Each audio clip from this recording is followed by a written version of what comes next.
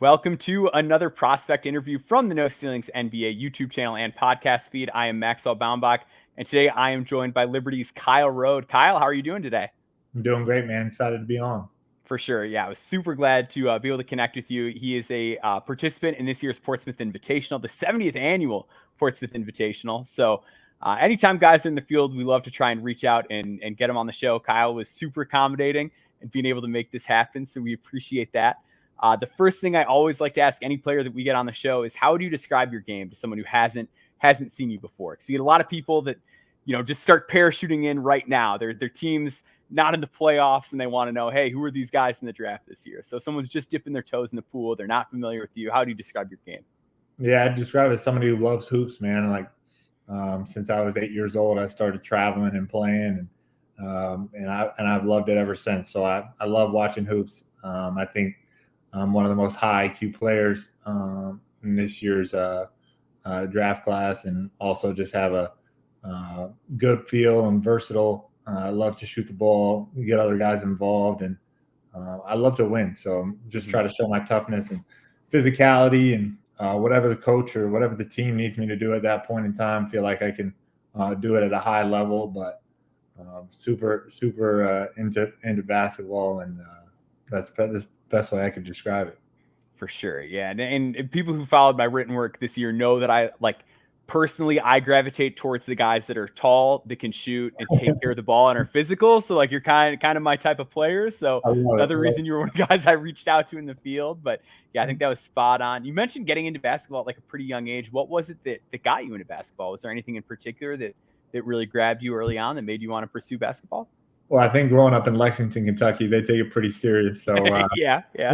From a young age, man, you're ingrained to grow up loving hoops. So I think just watching the Cats growing up was obviously huge, and I just had a passion for it. So luckily, I had a great family, and that allowed me to play AU from a young age and travel all across the country and make those sacrifices. And then being able to have a scholarship to play at Liberty was a dream of mine, playing Division I college basketball, and now here we are, post grad and ready for a new chapter. So super excited. It's crazy going from 8 years old to now, but it's been a really cool journey. Yeah, it's incredible to get to watch, and like I mentioned to you, and with a lot of guys that I talk to, it's really cool. What I love about Portsmouth is that these are guys that we've gotten to see develop over multiple years. So, we get to see kind of development from here's this guy as a role player, here's this guy as a number two, and now here's this guy as a leading option, and things like that. And just getting to see that, even that side of it, not even going back to when you're 8 years old, is such a joy for us on our side to get to see it. You mentioned playing at Liberty. What was it that initially led you there? And what was your recruitment like, and what kind of made you go with Liberty, the options that you had at that time? Yeah, I'd say probably every recruit that is committed to Liberty says probably Coach McKay is their biggest factor as a coach. And he just does an unbelievable job of making you feel welcomed, and the relationship is going to be not just transactional, your stats on the basketball court, but somebody that cares about you for your 4 years and then however many years after that. So Coach McKay was definitely a big thing. My faith was a big part. It was a Christian school, and growing up, had an amazing experience at my school in Lexington, LCA. And so just really loved the feel of the campus. The guys were unbelievable on my visits. And it's actually crazy. I committed to Liberty, and they hadn't won a conference championship yet. And then the next year they upset Mississippi State in the NCAA tournament. So it's pretty cool already being committed and have that happen. And every one of those guys pretty much came back. So as a freshman, like you said, the development of being a role player on that team that went 30-4, and COVID cancels the tournament. So we were looking to be 11 or 12 seed that year. And but just to come into Liberty and with so many great guys, and like you said, in the recruitment process, everything they told me was exactly how it was. So I really respected them for that, and have nothing but appreciation for that school. Yeah. So, and this actually kind of leads into another question I wanted to ask you. Obviously, you had success developing there year over year. Liberty has had success as a basketball program year over year.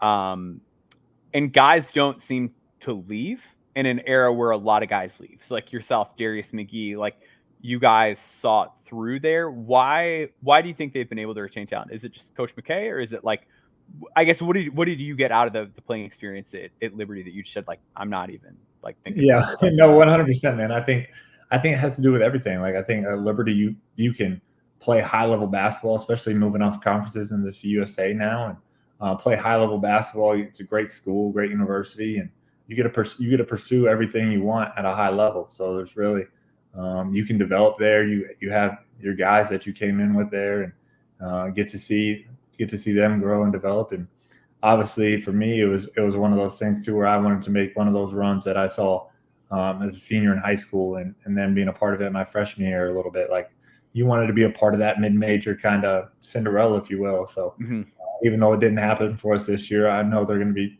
doing so many great things in the CUSA moving forward, and just so grateful that I got to stick it out. And like you mentioned, Darius McGee, the best player to ever play there. So pretty cool that he stayed for his COVID year, even when he probably had big offers, let's say, to go. Yeah, elsewhere. I'm sure. Yeah. Yeah. Yeah, one of the best scorers in recent history in college basketball. Yeah. And that like actually kind of brings me to my next question. This is flowing wonderfully, so Love I it. appreciate the way you're answering these. Love it. So my next question was, you play alongside Darius McGee, who is like this excellent point guard, phenomenal scorer, and then this year he's moved on. He's playing professionally, and you kind of had to step a little bit more into that sort of leading option, sort of a role. How was that adjustment for you, and what do you feel like you kind of learned from that as a player? Yeah, I think my game it definitely developed helping playing with a guy like Darius. He just helps you in so many ways, right? Makes it so much easier. He's got so much gravity when he has the ball in his hands, so you get 2 or 3 wide open looks that you don't now get anymore, and just things like that. But no, I think it really taught me how to kind of connect an offense, right? From a forward kind of position. It allowed me to kind of play point forward and play and connect him, get him shots, and find ways for our offense to flow. And Coach McKay kind of gave me the keys in that role of, hey, you might not be the point guard, but you make our actions go. You tie them together, and that's where I really feel like I've learned and grown and been able to kind of do that at the next level as well, as somebody that doesn't need the ball in their hands to help make an offense go and click, and just like, oh, that looks right kind of deal. Yes. So yeah, absolutely. So being a little different this year, and we obviously had some guys step up, and had a great addition in the transfer portal with Caden Matheny, and so it was just a different look this year, right? But it was still super grateful for the experience, and got to show probably my 3-point shot a little more than I had in years past. But just super unique years every year I played there, and felt like I developed. Yeah. So let's talk about the 3-point shot, because that was kind of what drew me to you initially on those Darius McGee teams. Was, hey, here's a guy who's 6'7" who can shoot. You'd always shot a good percentage from 3. Like you don't have a single year below 36.5. And then like the 2 years before this, you were at 42.5, 39.9. This year we were at 38.8, but the volume was crazy. You took 8.1 per game, which is almost 16 per 100 possessions, which for nerds like me, we love the per 100 possessions numbers. Really high volume and really great efficiency. How did you get your shot to that point? Yeah, it was actually super cool. I think my junior year of high school, a guy named Kyle Macy played for the Chicago Bulls, legend in Lexington, won a national championship, whatever. And just an amazing guy. He actually coached tennis at my high school. And my now wife, girlfriend at the time, she was on the tennis team. And he was her tennis coach. So you have a Hall of Fame NCAA champion basketball player, just a random tennis coach at a high school. Coach of tennis, that's nuts. And I'm in the gym in the morning before school, kind of normal routine, and they had some breakfast, and he stopped by the gym and helped me with on jump shot a little bit my junior and senior year. So that kind of laid a foundation for what I was able to do in college, and then from college, like I said, Coach McKay and staff just develops you so much. So I'd probably give a lot of credit to Coach Macy in that department, but also the Liberty staff helped me develop it just even beyond. So it was really cool. For sure. And I think one of the things that I look for in a shooter is how do they get to their shots? And I think one of the things that makes you pretty unique is that you're 6'7". The Liberty website lists your weight at 220. Yeah. So you're one of those guys where you have the footwork to come off of screens, but you also have the strength and the willingness to set screens and operate as like a pick and pop guy. So you can kind of get to your shot in a variety of different ways. Is that something that took time for you? Like, did you go from being more of a standstill guy to being someone who is a movement shooter? And what does that process look like as far as repping it out and getting it to that level? Yeah, 100%, man. I think just your freshman year, right? You have so many guys around, and you're just kind of not stand in the corner and just shoot that, but like that's kind of your role. So that's what you focus on more in practice, and then obviously from there you kind of get confidence and gain a bigger role in the offense to where they're needing you to pick and pop some. They're needing to set you some in screens to get you looks, whether that's in the corner or some down screens to get you some pin down shots and things like that. So I think it just develops kind of as your role, and the offense kind of needs some buckets. So I saw it, especially this year, had some unbelievable guys, unbelievable passers around me. I thought we had probably three or four guys average over 2.5 assists a game. So really shared the ball and had some great screeners too. So got to give credit to those guys. But definitely something I developed over my college career for sure. For sure. Yeah. And let's talk about the passing, because that is something that definitely stands out in your game. And you mentioned, Matheny earlier, Zach Cleveland, who's an Illinois guy as well, as someone in Illinois, always pulling for our guys here. But yeah, you're a really great passer. And that's something that matters a lot as you scale up, especially like the connective type, just like swing, quick, next one style decision making, where you're not going to have the ball in your hands for a long time. But if you need to, you're capable of that too. You were 92nd percentile on synergy and pick and rolls this year. Where did that passing come from? As like a 6'7", like strong player. Like, it's not like usually like that's not the type of guy that you feel like great about, like putting it on the deck or running a ball screen or just even making those swing passes is something that a lot of guys struggle with. Like, where did that passing come from? Yeah, I think from a young age, like it was kind of funny. I always got in trouble because I like to pass too much growing up. So you always had the coaches telling me to be more aggressive, and I just honestly love getting guys involved, and I love watching the game. So I feel like I have a really good read of where people are going to be on the court, so I can see the game at a high level, and also that just allows me to trust my instincts and trust what I'm seeing and make the pass. But I also had an amazing high school coach that allowed me to run the point because we were actually really tall in high school, so I was able to run the point some, and in the city of Lexington everybody presses, so got some experience handling the ball against pressure and playing some pick and rolls with some really good guys in high school. And Coach McKay obviously let me continue to do that in college some, so I was super grateful that they just didn't stick me inside and make me a post-up guy. Yeah. So it's paid off. Yeah, someone who's only allowed to post up. I don't think it would have mattered if they let me shoot. I don't have much range, but yeah, it's definitely a lot more fun to get to be on the perimeter and get to do those 100%. Things. So one of the things that I think comes up a lot, especially with guys that are kind of like these forward shooter types, is, where's this guy athletically? Like, what position is he going to guard best at the NBA level? How do you feel about like your athleticism in comparison to other guys in the field? And like, defensively, where do you feel most comfortable? Like, are you kind of like a 3 defender, 4 defender? What do you kind of see yourself as? Yeah, 100%. I think just honestly from time I was kind of younger, like I was never the most athletic guy, never the most switchy guy. But like I said before, I feel like my toughness and IQ for the game really helps me defensively, just knowing what kind of shots I want the offensive guy to take. So trying to force them into some of those looks and having a great feel for defensive rotations and our system. So I feel comfortable guarding 3s and 4s and even some 2s when I have to. So I feel like the NBA is so you have to be able to switch, right? So being able to guard your yard for some switching and things like that is something I've been working on this off season even more. And Coach McKay's an unbelievable defensive mind. So in the last 5 years, got to just develop under him and learn just how to play sound defense. So really feel like whatever system I'm in, I'll be able to pick it up quickly and I'm tough enough to whatever the defense assignment is to hold my own. Mm-hmm. And I think physicality does play a pretty big role in that. It's something that I've noticed in my time, is these guys that come in with some weight on their bones and just the toughness to even throw their body on a guy. It can go a long way. Can you just talk about the importance of having that strength to you, both on defense and on offense?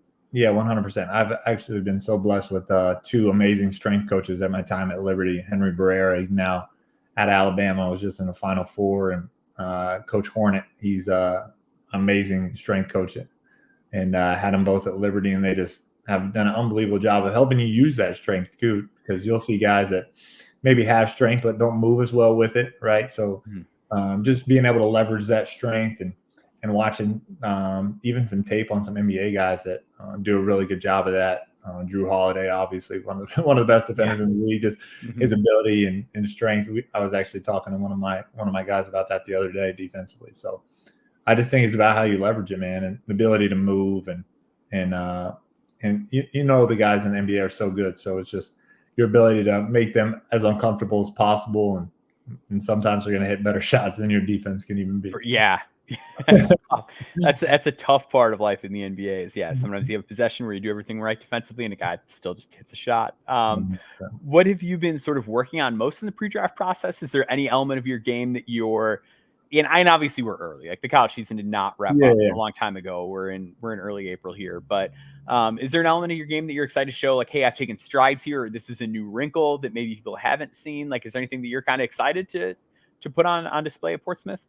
Yeah, I think obviously my ability to shoot the ball, I think will be at a high level in Portsmouth, especially there's so many good guards that are playing this invitational, and I know they love having shooters around them that could get assists, right? So I'll obviously show that, and I think just my decision making on closeouts too. I'm really working on some of those reads and ability to get into the paint, make the right pass, make the right scoring option too when that's available. So I've been playing a lot out of closeouts, playing a lot out of just my pick and pop situations, some of my ball in screen situations to where I'm catching and shooting from NBA line, and which we actually had a 4-point line at Liberty in practice. So that was awesome, great.